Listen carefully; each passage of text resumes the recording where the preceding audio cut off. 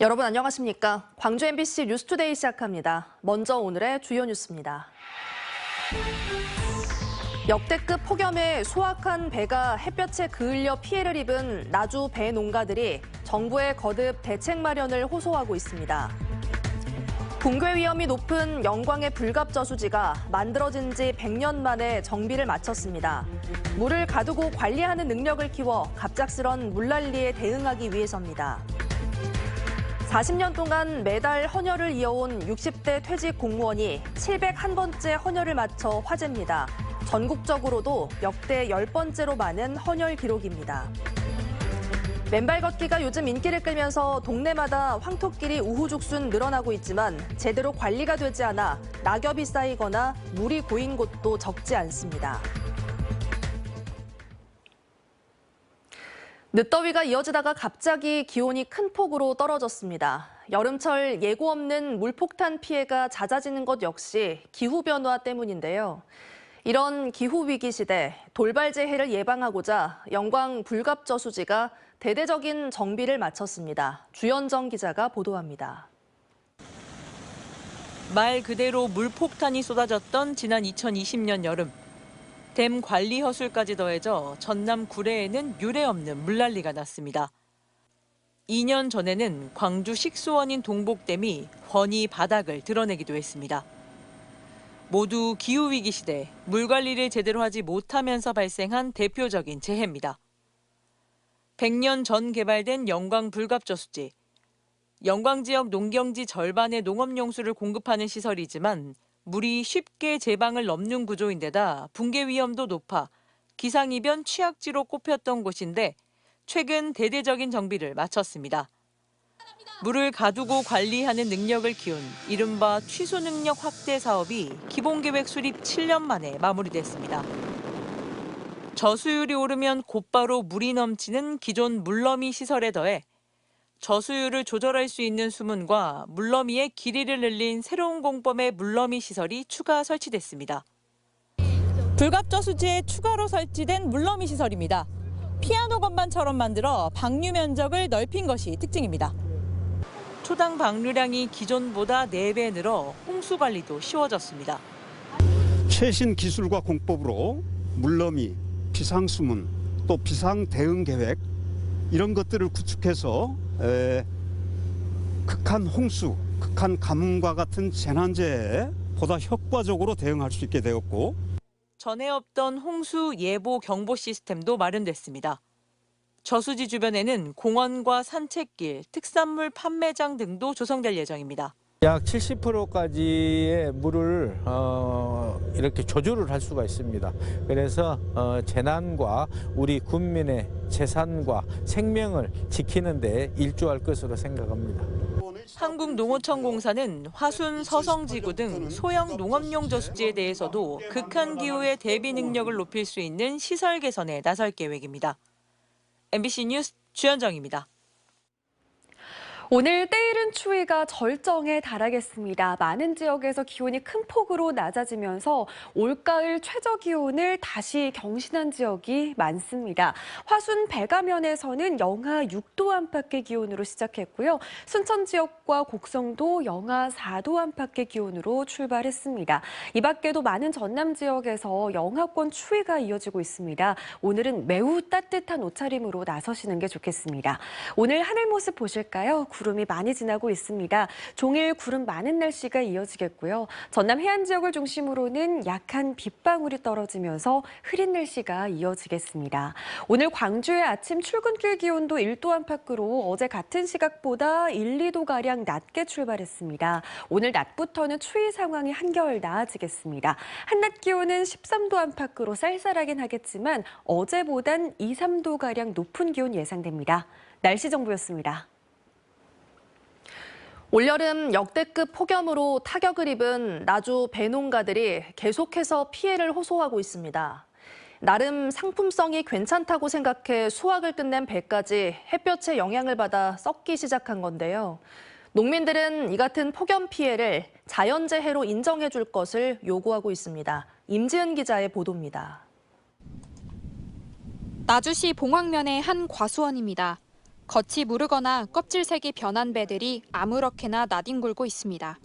고온과 햇볕에 표면이 그을려 타는 일소 피해를 입은 것들입니다.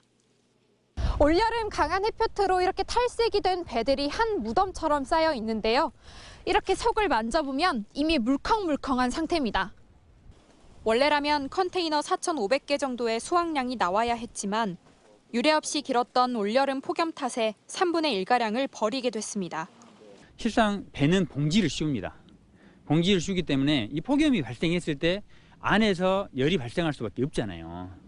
정상 수확해 창고에 보관해둔 배에서도 일소 피해가 점차 나타나고 있습니다.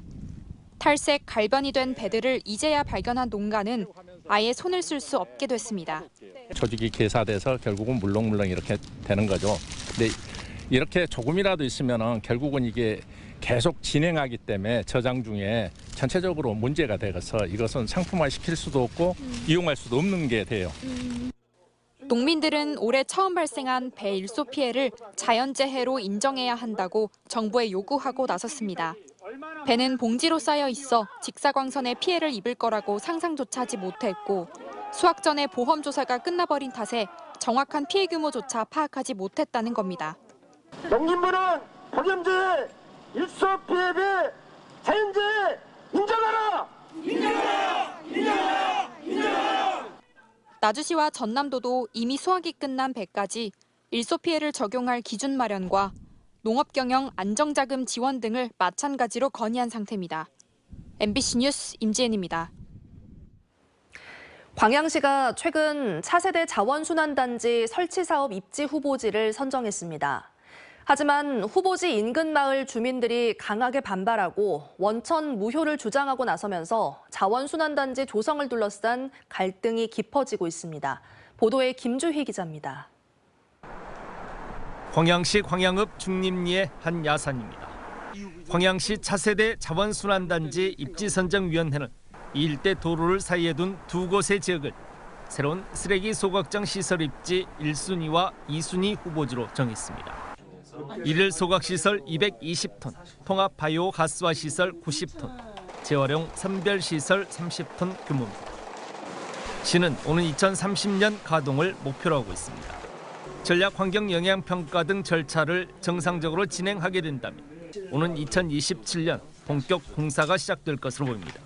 12월 6일까지는 주민들 의견 수렴해서 거기서 나온 의견들을 전체적으로 이제 저희들이 환경영향평가에 반영해서 그렇게 환경영향평가를 진행하고요. 거기서 또 진행 과정 중에서 공청회도 저희들이 또 개최하고 그렇게 할 계획입니다. 하지만 후보지 인근의 9개 마을 700여 가구 주민들은 반발하고 있습니다. 선정된 후보지 일원은 도심과 멀어 에너지 회수라는 시설 목적에 어긋나는 데다 유해 물질에 의한 인근 환경과 농작물 오염이 우려된다며 선정위의 평가 기준이 무엇이냐고 따져 물었습니다. 이와 함께 자신들의 삶의 터전이 시설 입지 후보지로 선정되기까지 전혀 인지하지 못했다면서 원천 무효를 주장하고 있습니다. 주민들의 의견을 물어봐야 되는데 의견은 전혀 묻지 않고 그냥 시에서 일방적으로 입지 선정을 했던 게 첫째 목적이고, 두 번째는 입지 선정을 다시 결정하라는 겁니다. 개정 폐기물 관리법 시행에 따라 오는 2030년부터 생활 폐기물의 직매립이 금지됩니다. 광양시 역시 전국의 다른 자치단체들처럼 쓰레기 소각 시설 사업을 서두르고 있지만 주민 반대의 벽에 부딪히면서 상당 기간 난항이 불가피할 것으로 보입니다. MBC 뉴스 김주희입니다. 광주 본부세관은 위조 상품을 밀수해 국내에 유통시킨 혐의로 중국인 총책과 국내 판매책 등 밀수 조직원 6명을 검거했다고 밝혔습니다. 이들은 위조 상품을 해외 직구 물품으로 위장해 중국에서 분산 반입한 뒤 국내에 판매할 때는 정식 통관을 거친 정품인 것처럼 소비자들을 속인 것으로 드러났습니다. 세관은 또 밀수 조직을 추적하는 과정에서 위조 에르메스 운동화와 불가리 시계 등이 보관된 창고를 적발해 위조품 판매책 2명을 검찰에 송치했습니다. 광주지방고용노동청은 노동법을 위반한 사업장 51곳을 적발했습니다. 적발 사항은 퇴직금이나 수당 체불과 휴일 수당 지급 미달 등 259건으로 모두 31억 2천만 원입니다. 노동청은 의도적으로 체불을 반복한 업체를 형사 입건해 기소 의견으로 송치했습니다.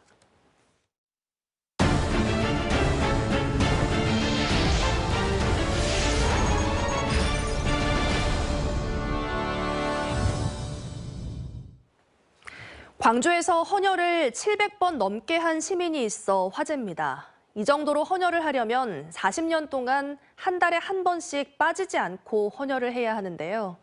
헌혈을 하기 위해서 탈모약도 포기할 정도라고 하는데 이렇게 진심인 이유는 무엇일까요? 천홍희 기자가 만나고 왔습니다. 침대에 누워 피를 뽑고 있는 강영선 씨. 이번이 701번째 헌혈입니다. 한 달에 많게는 2번씩, 어느덧 40년째 헌혈을 하고 있습니다. 그동안 기증한 피의 양만 28만 cc, 성인 남자 60명에 달하는 양입니다. 군대 제대해가지고 이제 사회 초년병이잖아요. 그러니까 어떻게 뭐 좋은 일 한번 해보고 싶다는 그런 마음이 있었는데 마침 헌혈차가 있길래 가서 헌혈하게 됐습니다.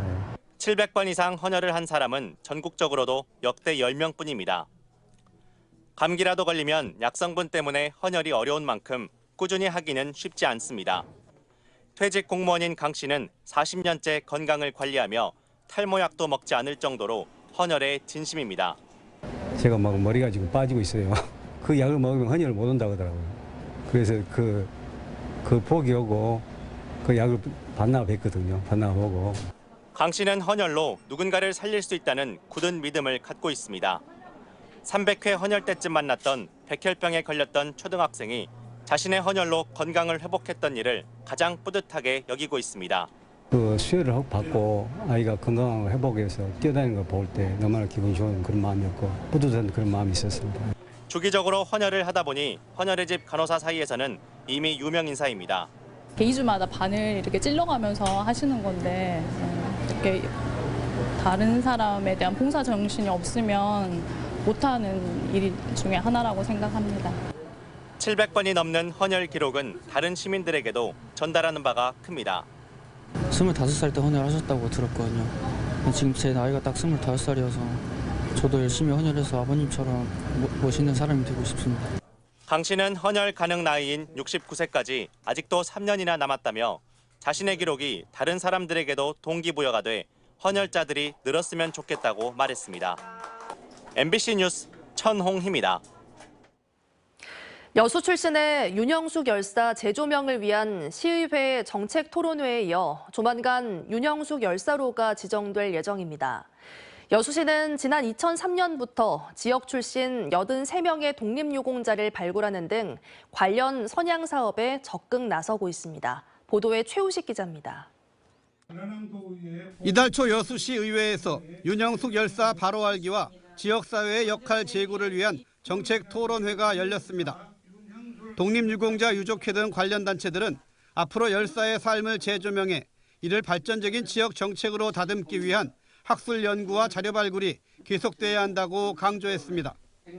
또 윤 열사가 독립운동은 물론 여성 계몽에도 적극적이었던 만큼 지역 차원의 영화나 연극 등 스토리텔링의 필요성도 제기했습니다. 윤영숙 열사의 기념비와 그다음에 기념관 건립을 할 수 있어야 되고요. 그다음에 근본 조례, 역사, 문화, 인물 지원에 관한 조례가 이번에 상임위에 부의가 됐습니다. 그 근거를 토대로 우리 여수 지역의 독립 운동가라든가 그런 역사적인 인물들에 대한 그런 사업도. 현재 윤영숙 열사 묘역은 지난해 말 국가보훈부로부터 현충시설로 지정돼 정비 사업이 진행되고 있습니다.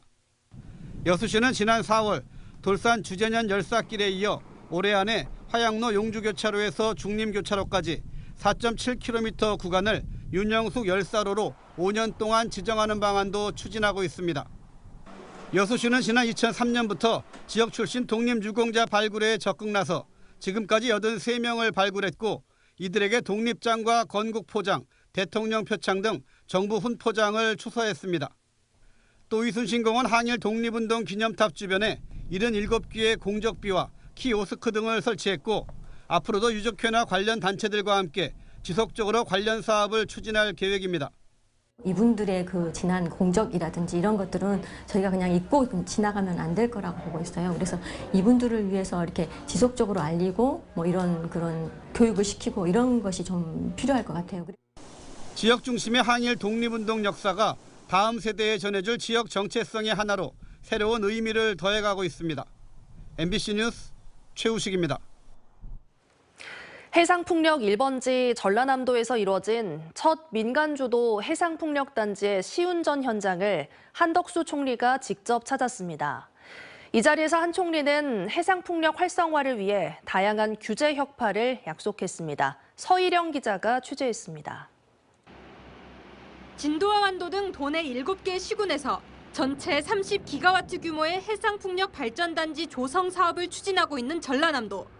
첫 출발을 알리는 100메가와트 규모 신안군 자은도 내 전남 해상풍력 1단지는 공정률 80%를 넘기며 순항 중입니다.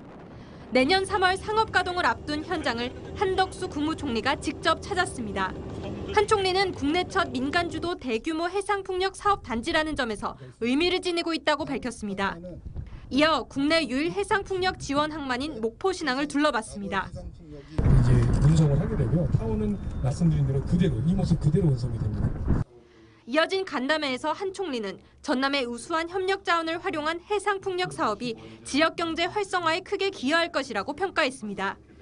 특히 해상풍력 사업을 더디게 하는 규제 완화에 힘을 쏟겠다고 약속했습니다. 규제를 최대한 단순화하고 단축시키고 좀 더 1년, 2년이라도 단축할 수 있는 이런 쪽으로 하여튼 중앙정부가 나서서 이 자리에서 전라남도는 전력계통 부족 문제 관련 정부 차원의 대책을 요구하며 재생에너지 활성화를 위해 수도권과 지방의 50%씩 전력을 소비하는 방안 등을 함께 건의했습니다. MBC 뉴스 서희령입니다. 전국 농민회 총연맹 광주시 농민회는 어제 기자회견을 열고 정부에게 쌀값 하락 대책을 마련하라고 촉구했습니다. 단체는 기후위기로 벼 수확량이 10% 감소할 것으로 예상되는데 쌀값은 오히려 25년 전 수준으로 떨어졌다며 매년 쌀을 필요 이상으로 과도하게 수입하면서 쌀이 남고 있기 때문이라고 말했습니다. 그러면서 윤 정권은 쌀값을 20만 원까지는 보장해주겠다는 약속을 지키고 지자체는 농민 지원 대책을 마련하라고 요구했습니다. 전남 김 수출액이 수산물 단일 품목으로는 처음으로 3억 달러를 돌파했습니다. 올해 지난달 말까지 우리나라의 김 수출액은 8억 5천만 달러로 이 가운데 36%인 3억 600만 달러가 전라남도 김 수출액으로 나타났습니다. 전라남도는 김 수출액 7억 달러 조기 달성을 목표로 기후변화에 대비한 신품종 종자를 개발하고 신규 어장 면적을 확대하는 등 고부가 가치화에 속도를 낼 계획입니다.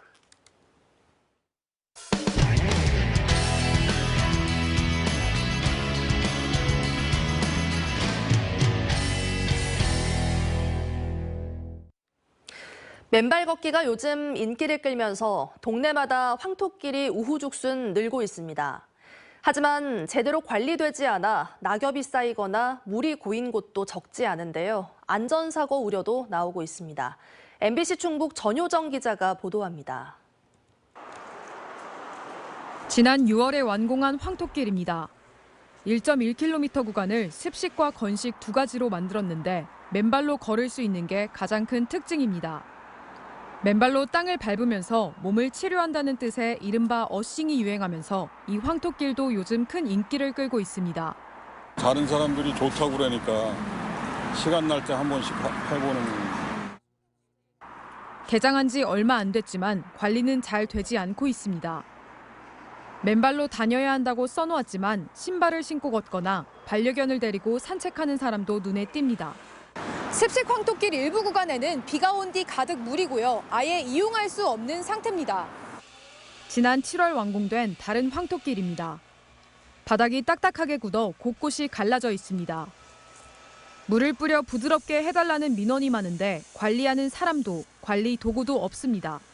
바닥이 좀 너무 거칠거칠하고 하니까 별로 도움은 안 된다라는 생각이 관리하는 사람이 없다 보니까 낙엽도 많이 떨어지고 그러니까 맨발로 걷기가 조금 거북해서 경사진 황토길에 비가 오면 내리막으로 흙이 흘러내려 안전사고에 대한 우려가 적지 않습니다.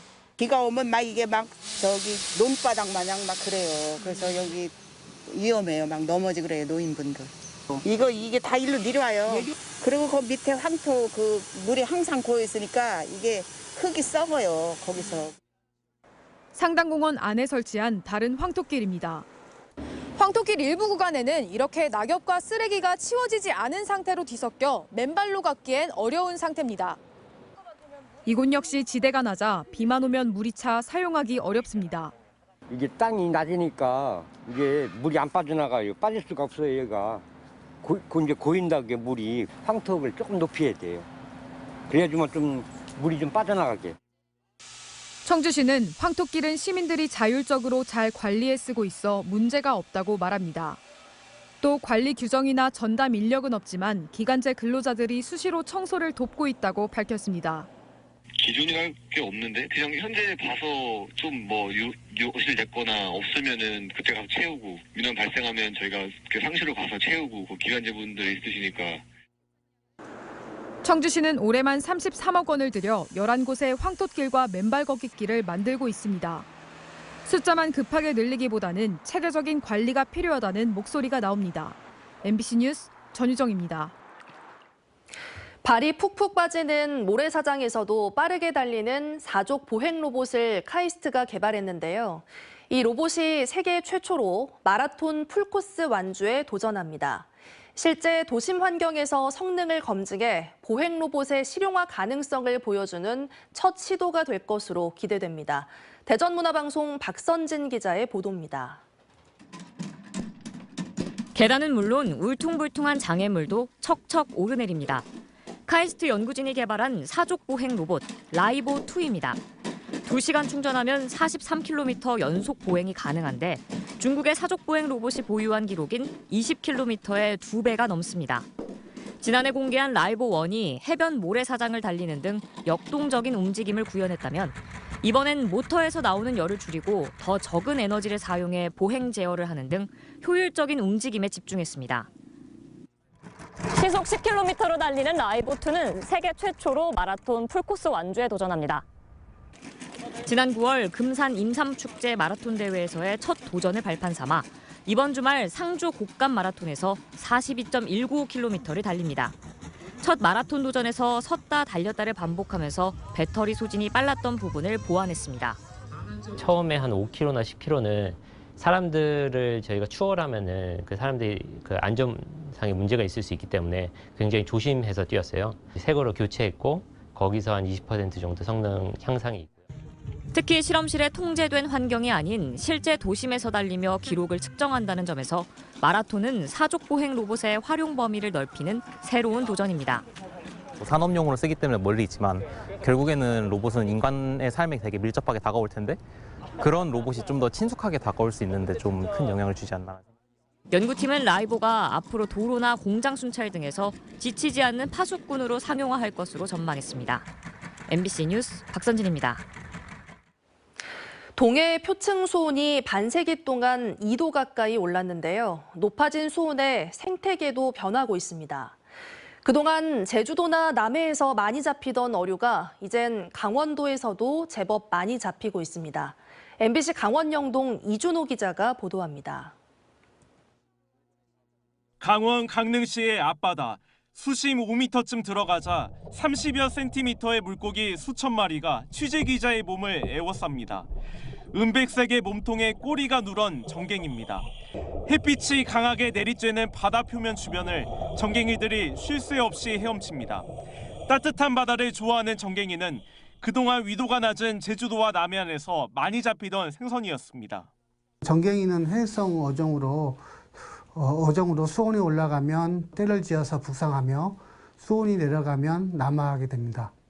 취재진이 바다에 들어간 11월 중순 강원도 연안의 수온은 17에서 18도 수준. 기후변화로 따뜻해진 강원 동해안에도 정갱이가 출몰하고 있습니다. 강원도의 정갱이 어획량은 2000년대 연평균 64톤. 최근 3년 어획량은 1,450톤으로 20배가 넘습니다. 따뜻한 바다를 좋아하는 방어 역시 어획량이 8배가량 증가했습니다. 여기에 더해 강원 동해에선 최근 파랑동 같은 열대성 어류까지 자주 출몰하고 있습니다. 동해열을 수송하는 난류의 세기 등이 점점 강해진 것이 원인으로 지목됩니다. 동해 연안을 따라 올라가는 동안난류 이런 세력들이 동해 전반에서의 수온 상승을 주도하는 하나의 원인이 되고 있습니다. 지난 56년 새 1.9도가 오른 동해는 수온 상승 추세가 이어진다면 생태계 변화도 계속될 것으로 전망됩니다. MBC 뉴스 이준호입니다. 오늘 출근길 때이른 추위가 절정에 달하겠습니다. 많은 지역에서 기온이 큰 폭으로 낮아지면서 올가을 최저 기온을 경신한 곳이 많습니다. 화순 백암면에서는 영하 6도 안팎의 기온을 보였고요. 순천과 곡성 지역에서도 영하 4도 안팎으로 매우 추운 날씨가 이어지고 있습니다. 이 밖에도 많은 전남 지역에서 영하권 날씨가 이어지고 있습니다. 매우 따뜻한 옷차림으로 나서시는 게 좋겠습니다. 오늘 하늘 모습 보실까요? 구름이 많이 지나고 있습니다. 종일 구름 많은 날씨가 예상되는 가운데 해안 지역을 중심으로는 약한 빗방울이 떨어지면서 흐린 날씨가 이어지겠습니다. 오늘 광주의 아침 출근길 기온도 1도 안팎으로 어제 같은 시각보다 1, 2도가량 낮게 시작했습니다. 낮부터는 추위 상황이 한결 나아지겠습니다. 광주의 낮 기온 13도 안팎으로 여전히 쌀쌀하겠지만 어제보다는 2, 3도가량 높은 기온을 보이겠습니다. 영암과 해남에서도 영하권 추위가 나타나고 있습니다. 한낮 기온은 대부분 15도 안팎까지 오르면서 일교차가 크게 벌어지겠습니다.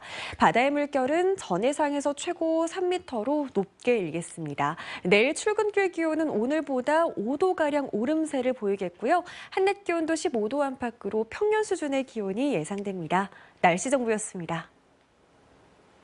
뉴스 마칩니다. 함께해 주신 여러분 고맙습니다. 언제 어디서나 내 손 안의 뉴스. 광주 MBC 뉴스 유튜브 구독으로 함께하세요.